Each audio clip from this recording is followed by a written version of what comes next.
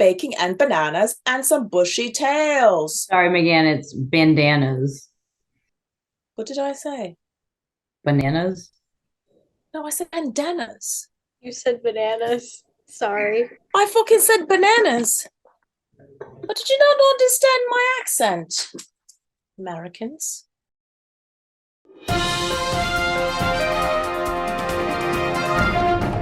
Good morning, good afternoon, good evening, depending on where you are on the globe. I'm Meganne Aplomb, bringing to you fur by the minute, the fluff, the raw, and sometimes the rough. In this week's fur, dogs bring out the best in people, some positive literature, baking and bandanas, and some bushy tails. First off, dogs and humans have such a special bond, but how do pooches help people better relate to each other in business?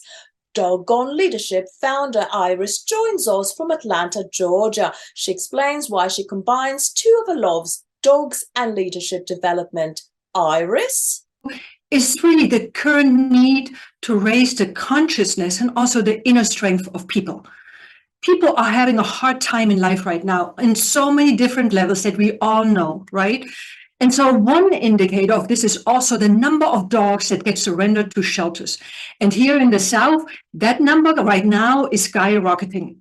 Now, what I know for sure is before someone gives up a dog, they give up on themselves first. My intention is to raise the awareness of people that dogs can be their partners to take their life quality, their health, and also their leadership quality to the next level. For example, when clients tell me a situation that they face in their company, I'd like to deviate the conversation shortly towards their dogs, and I may ask them how they handle a similar situation with their dog.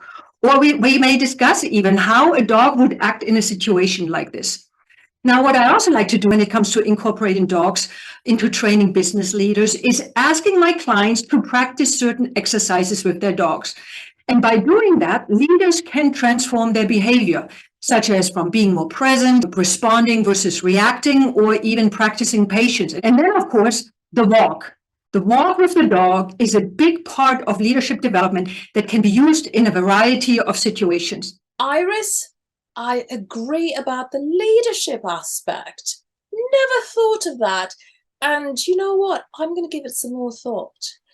Next up, a pup makes a positive impact. The new children's book series Howard of Pawsland is inspired by real-life heroic Hound. This year on National Suicide Prevention Day, author Mark Taylor spoke about how his bearded collie Howard saved his life. Howard was a gift from Taylor's wife Annette, since the two had lost their previous pooches to old age. He just made me smile every day, Taylor said. I started jotting down little things about him because he made me laugh. His notes eventually led to a 6-book deal with publishers Middleton Press. Bloody hell, what can my notes do that?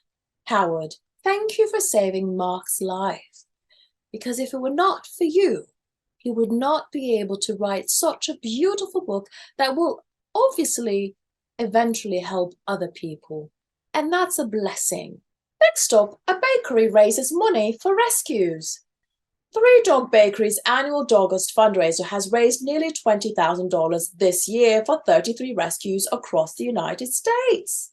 Wow, that's amazing. All month long, customers at the pub pastry chain could purchase Dogust bandanas to contribute. In a press release, marketing director Ali Homer wrote, "We deeply appreciate the generosity of our Three Dog Bakery customer families who helped us raise funds to support shelter and rescue dogs. The event is held to celebrate rescues whose birthdays are unknown, and the company also baked bone-shaped doggy birthday cakes for local shelters, adoptable pups to enjoy." Well, lovely. Next up, our producers wanted to share their favorite recent viral videos.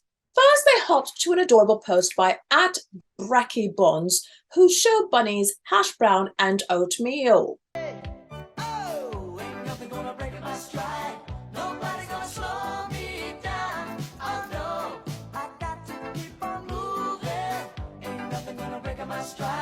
Look at that. He's skipping and jumping like bunnies do. Oh, he's enjoying that lettuce. And he's cleaning himself. I heard they're really clean animals. And here is users at Alek with an unexpected guest during his conference Call at Home. Purposes of, town hall, let's just get into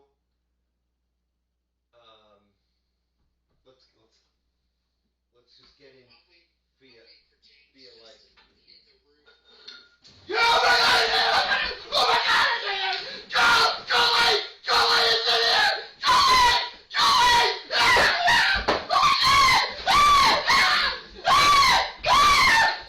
Oh my god, it's a tiny little squirrel, you little ninny. I know they might have rabies or whatever, but come on. A baseball bat for a tiny little squirrel.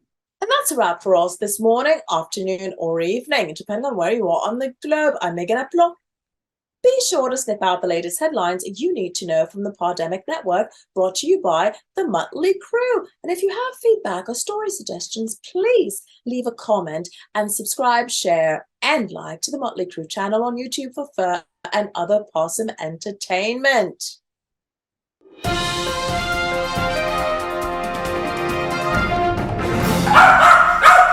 But why am I looking at bandanas and saying bananas? Am I nanas? Is that what you're saying? I'm the one with the problem.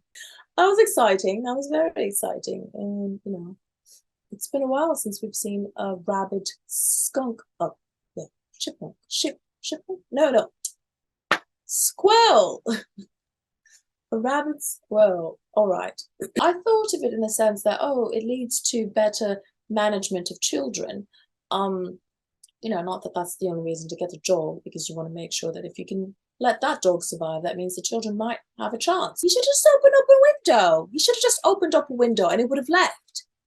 That's what would have happened. Had he just opened up a window, he would have been like, all right, I'm out. He saw the window and he was like, let me the bloody out. That's a squirrel asking to be let out. Look, now I'm too far. You've messed up.